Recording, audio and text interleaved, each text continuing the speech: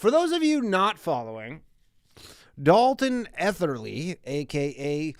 Chud the Builder, a live streamer, had a verbal altercation outside of a courthouse in Tennessee with a black disabled veteran. Oof.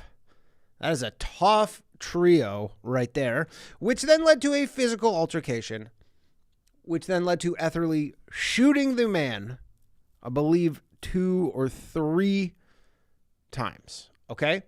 He has since been charged with attempted murder or attempted criminal homicide, employing a firearm during a dangerous felony, aggravated assault, reckless endangerment with a deadly weapon. He's now in jail in solitary confinement, from what I understand, on a $1.25 million bond. He's raised around $250K for, on his Give Send Go. However, it appears Give Send Go will not release the money to him. And there's a new Give Send Go that is set up by his girlfriend. There's also conflicting reports about whether he can even use, not that he can use the money. So it sounds like he can use the money to pay for his bail, which is 10% of the $1.25 million, $125K. However, it seems you still need to put up collateral for the remaining amount. This is what I understand. I am not an expert in this whatsoever, but it seems like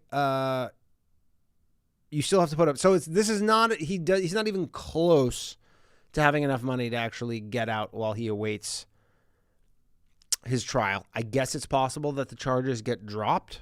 I'm going to go with unlikely, but it's possible. Also, funny, Shiloh Hendricks, she got $750,000 for calling that little black kid the N-word.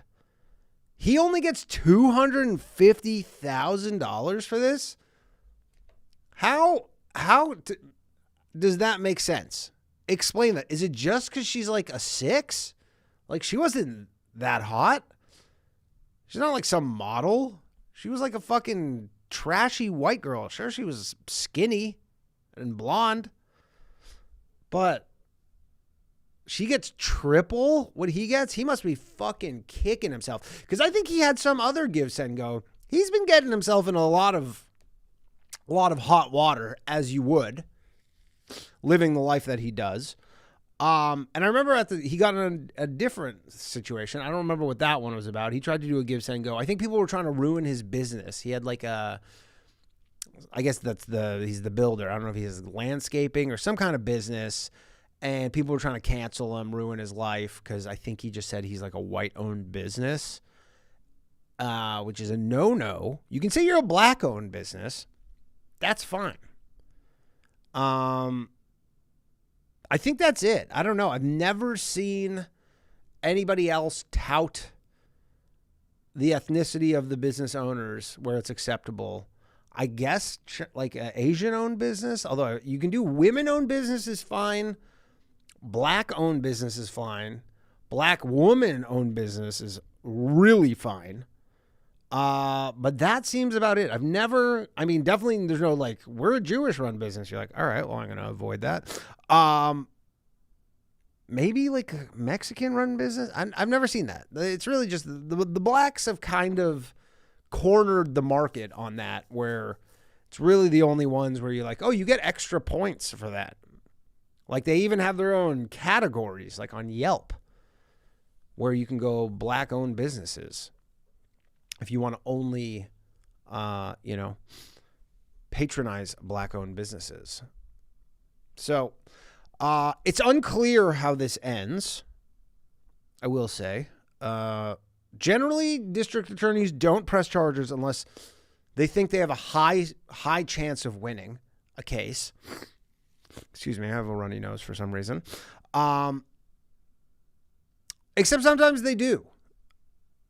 sometimes they will press charges as the process is enough of a penalty, even if you don't, wind up getting convicted. Going through all of this is obviously a nightmare, similar to our boy Daniel Penny, which, excuse me. I think it's because I'm running the AC in here. Or I have Ebola. Apparently that's a thing that's happening right now too.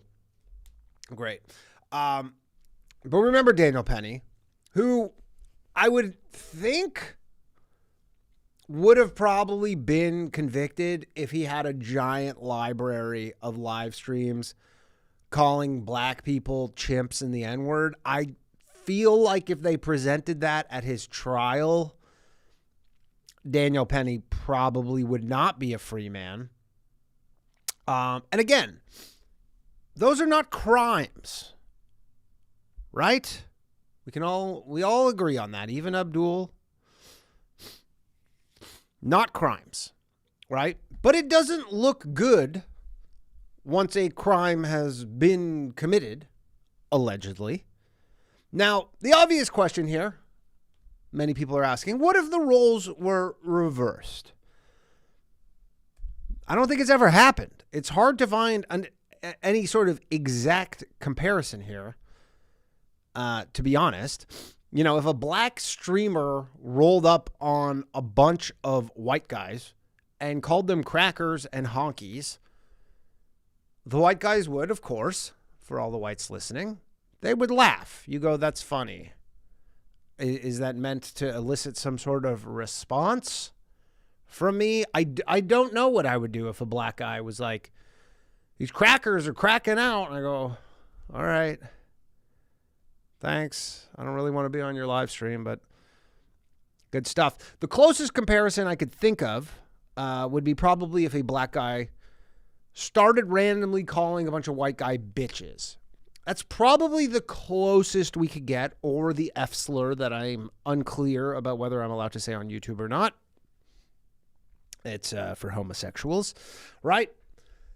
That's probably the closest thing you can do if you're looking to disrespect, which is really what this is, a group of white guys, which we all know. Like a lot of people, I see a lot of the discourse around this, and a lot of people are like to just they're in a state of pretend where they're acting like those aren't fighting words, okay? Which we all know they are fighting words. Not